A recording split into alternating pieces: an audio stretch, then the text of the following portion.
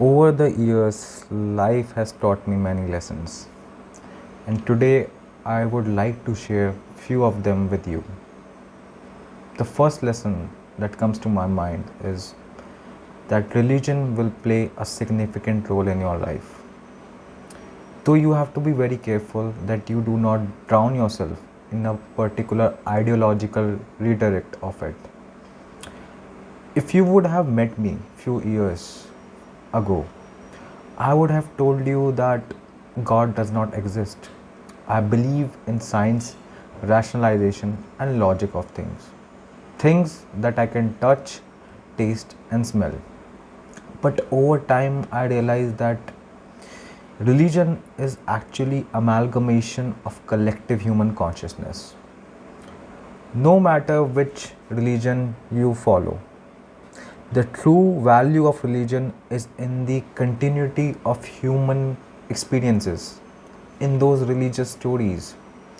The reason we find stories so fascinating in books and movies is because of the moral values we glean on while reading them and the values that we remember.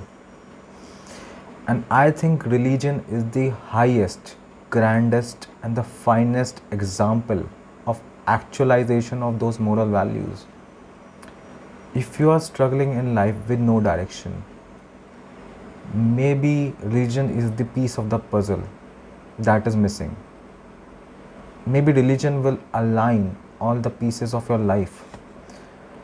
But I do believe that you can find value in different religious texts. You do not have to restrict yourself to one particular ideology. The second thing is realizing that rule of dualism does exist. There is no right or wrong in this world technically. There are problems in this world. I think problems of ideological difference, victim mentality, and I think how world would have been better without those things. There is no reality where we are free from problems. You only trade low quality problems with high quality problems, meaning is always going to be something that prevents you from getting into that perfection. There is light and there is dark. That is the reality of the 3D realm that we live in, which this light and dark is experienced by the meat suit we carry ourselves, our body. There are always going to be problems. That cycle never ends. So you have to actually accept the reality that everything is perfect. And it is good that we have problems because we have the ability to eliminate those problems. We can enjoy that process, and that had some sort of peace in it. I often lose this idea that I have to be present and enjoy the process of oscillating between light and dark and eliminate these problems to grow as a person. The next thing is that other people will have psychological impacts on you. When you interface with other people, they will have subtle impressions on how you behave in the future. I have said that before as well, that you are average of 5 people that you spend most of your time with. The next thing is embracing loneliness is a superpower. If you are scheduling all your free time to be with people, then there is a serious neurological problem because you are not allowing yourself time for self discovery and actualization of your goals. The most successful period in my life have come when I have spent my time alone and I use that time constructively. I believe that there is a time and place for socialization. Of course, you gain different perspectives from socializing as well. But as I had been an introvert for most of my life, it is only now that I have embraced that ambivert side of me. And there has been work put in behind being that sort of person as well. but I do proactively spend my time alone a lot to be productive. I think there are some negative societal connotations attached to being alone, but that perception is really flawed because ultimately you realize it's all about balance. The next thing is understand the difference between assets and liabilities. The idea is you should be spending most of your time in getting assets. What we are talking about is property, stocks, mutual funds. We are talking about tangible assets that will accrue wealth over time, like gold. So focus on diversifying your investment portfolio from the very start. Liabilities are things that will take away your wealth. There are interest payments that you would have to make on some of these purchases, and these purchases may be driven by status, by society. The one that comes to mind is cars. One of the decision that I am really proud of myself is that I did not get into any debt till now. Specifically, like for buying car, I bought my car when I was able to have that sort of cash with me.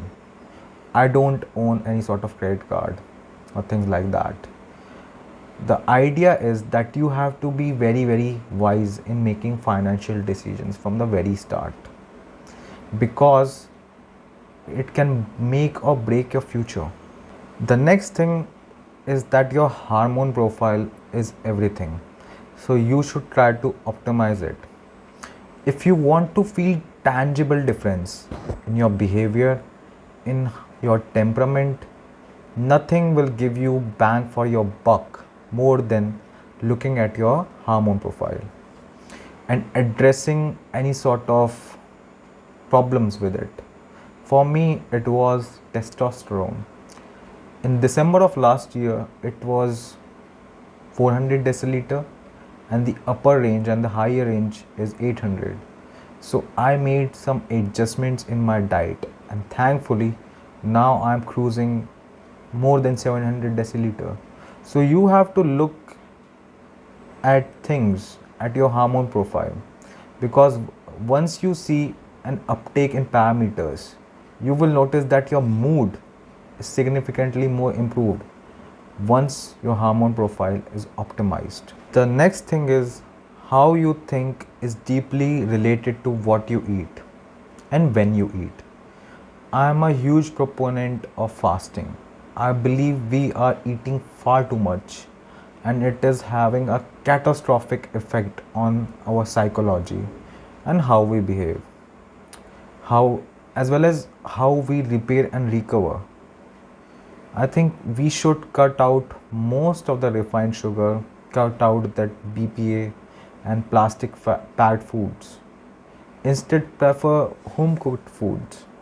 In my own case, I rarely eat out. I mostly prefer home cooked food. Your gut biome is your second brain. You have to understand that. Your serotonin, that positive feeling hormone, are secreted in your gut. If your gut is happy, you will be happy. The next thing is what you believe to happen will happen in reality. I like to say we hold the pen to write our own stories day in, day out. Like Lao Tzu says, watch what you think, they become your words. Your words become your actions become your character, and your character becomes your destiny. You can reverse engineer your destiny just by being mindful of what you are holding in your mind. The next thing is that you have to be consistent with boring fundamentals. People think that there is a magic pill for success, but I think it all comes down to consistency with what I call boring fundamentals. If you are sleeping good, if you are eating right, if you are going to the gym, if you are exercising, that means that you are being productive. You are getting in that state of flow and you are doing it consistently. That will lead you leaps and bounds ahead of your competition. The last thing and the most crucial one is that be, be present with all you are doing and everything you are doing. When you understand that everything is perfect, you have to spend more time on being here now, being in your body, feeling your heartbeat in your chest, the breath in your lungs, the weight of your limbs, and enjoying every single moment you have.